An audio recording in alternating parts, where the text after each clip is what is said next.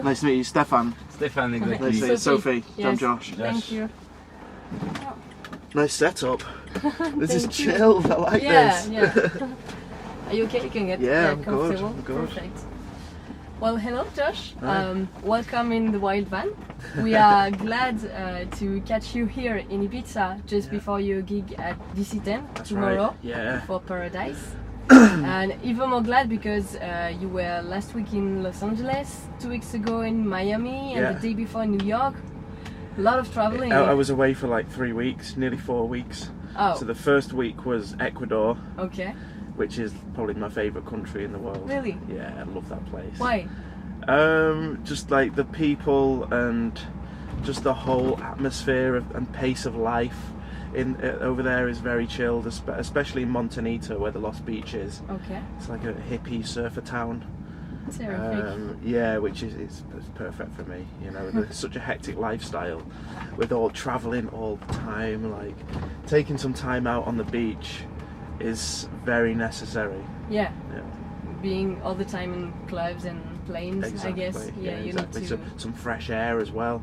Fresh air, good food, nice people.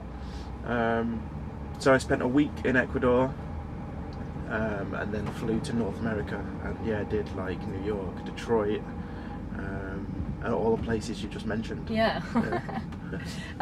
Before we start, can you introduce yourself briefly? Yep.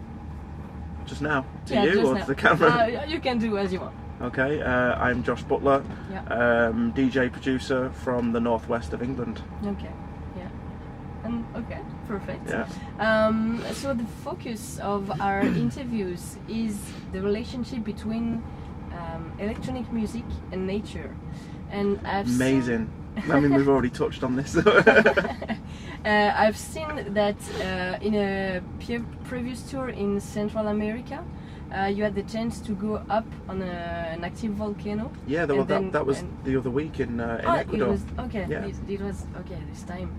Do you always try to enjoy the natural environment where you land? Yeah, if there's time. If I have some extra time in the city or in the town, I'll definitely try and explore and see what's around and do some of the natural activities. Because I spent a lot of my teenage years in New Zealand and went to school in a small town in the north of New Zealand called Kerikeri, which is a very like naturally beautiful place. Lots of amazing beaches and outdoor activities like sailing and motorbiking and stuff. So I've always been very outdoors and like involved in nature. So you would be more of a doer, not so much a contemplative, more enjoying nature by doing activities in it? Yeah, 100%. Okay. Camping or in the forest, just like building tree houses as a kid. Awesome. Yeah, great. What about nature as an inspiration? Would you say that nature is something that inspires you as a DJ or as a producer? Yeah, I think it is. I mean, more so now. I mean, when I was younger, I was probably spending more time in nature as a kid, but I never really made the connection between music. Music was just something I was doing anyway, and I used to make probably less organic sounding music as a kid. But now as I'm sort of maturing and my taste is, I'm refining my sound. Mm-hmm. I am trying to incorporate a lot more organic sounds in there, and even some of my new tracks have got bird sounds in there and stuff. Really? Yeah. Awesome. There's a lot of like atmosphere in the background. Sometimes like sounds of jungles or stuff, just very subtle in the background of tracks to kind of set the scene. So would it be more the quietness side of the nature that inspires you, or more the battering of elements? No, not the battering of elements. No, more the quietness. Yeah, okay. for sure. I also saw on your social medias that once in Canada, while passing by Theseus building, you were thinking about throwing a rave. Yeah, right. It seems like everything that surrounds you gives you ideas. That's exactly you, really. it. So I think that was in Montreal. I had a few extra days before the gig in Montreal, so I was a little bit jet lagged. So went to the dispensary, bought some weed, and then because it's legal in Canada now, so found this nice spot by the river. Sat there all afternoon, just chilling, smoking, and then this huge building, like a disused factory, was in the background. Yeah.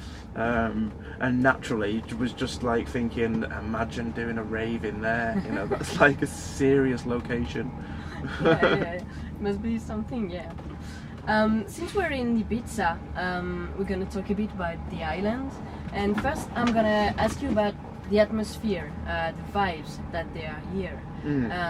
Would you say that you ever find something that's close to vibes of Ibiza somewhere else in the world, or that Ibiza is really unique? Oh, it's a difficult question because I've got to think carefully about how to answer this. Because I think, without sounding too negative, I think that the vibe used to be a lot more unique. Here? Yeah, I think it used to be a lot more unique. But now, obviously with the popularity of Ibiza over the last 20 years, people, you know, tried to recreate that. I mean, that's how the rave scene was created in the UK. People like Danny Ramplin and Carl Cox used to go back to England and recreate the vibe in the UK. But I mean, now that I think you can find it in a few places now, Croatia being one of them. Okay. I've had some amazing times in Croatia over the last few years. Oh, very, we don't know that. Yeah, very special atmospheres at parties there, very friendly and welcoming. Okay. Oh, we should try it then. Yeah, I really recommend it. But don't get me wrong, Ibiza is still a very, very special place. Yeah. And actually at the forefront of the music, I think the music itself, this is where people test the new records and the new DJs come through. You know, it's still at the very front of the electronic music scene. Yeah. Ibiza is also kind of the perfect reunion of electronic music and nature. Do you have time when you come here to enjoy that second part of the island? Sometimes. Yeah, I mean, I try to make the effort, you know, even if it's just go to Esvedra for the afternoon and just sit and chill out, and, or a nice quiet beach, you know. Is there, you mentioned Esvedra, but is there one spot you like in particular, maybe to chill out? To be honest, I probably haven't explored that much. Okay. But yeah, you know, the typical spot where you're quite high on the cliff, looking out on Esvedra with the rock in the sea. It's a pretty cool place. You must have been to a lot of places in the world. Our own concept, Into the Wild, is to produce videos of techno sets in nature without an audience. So if you had to do such a set, just you alone in nature, where would you choose to do that? Ooh. Considering that anything is possible. I mean, the first thing I could probably think of a lot of places, but the first place that springs to mind is the Amazon. Oh, the Amazon. I mean, yeah. I mean, I've never actually been. So the next time that I go back to Ecuador, I'm actually planning a trip to the Amazon as well. So you never know, maybe I can do a DJ set then. That would be so nice. That's kind of the definition of the wild, I think. Yeah. Amazon. We were yesterday at the DJ Awards ceremony. Yeah, if I remember correctly, you were nominated in the house music category last year. That's right. The theme of this year was no more plastic. Very, very good cause. Yeah, what do you think about that? I think it's amazing. You know, actually recently my agency sent me an email.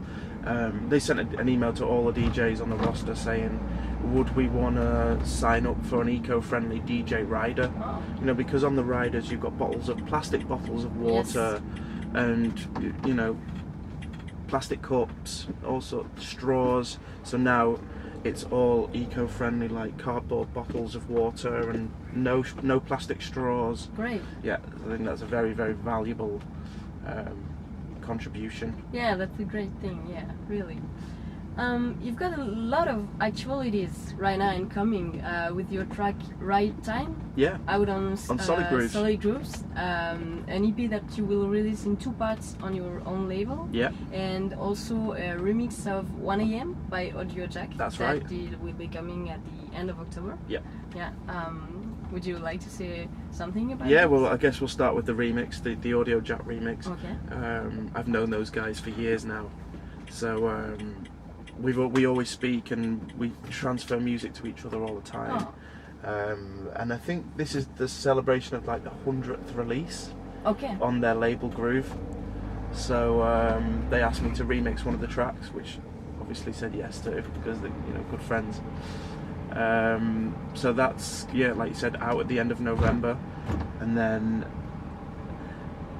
the few times that I've had in the studio this summer when I'm at home, I've been working on 8 different tracks to put together for like a mini album, kind of like extended EP, which is going to be out on my own label Origins. Cool. Probably, I think that's November, December. Okay. There's still one more track that I need to finish, Oh. so it's, I mean, I'm never completely happy or satisfied. It's kind of like showcasing the different styles that I do. Okay. So from the more like deeper soulful house stuff, the US influenced stuff, to maybe some of the more techie European sounding stuff. Okay. Well, we can't wait to listen about Thank that. you. We'll see you tomorrow for Paradise. Are you guys gonna come? At GC10. Yeah, we'll Amazing. come. Yeah, sure. And well, we wish you all the best Thank you. for the future.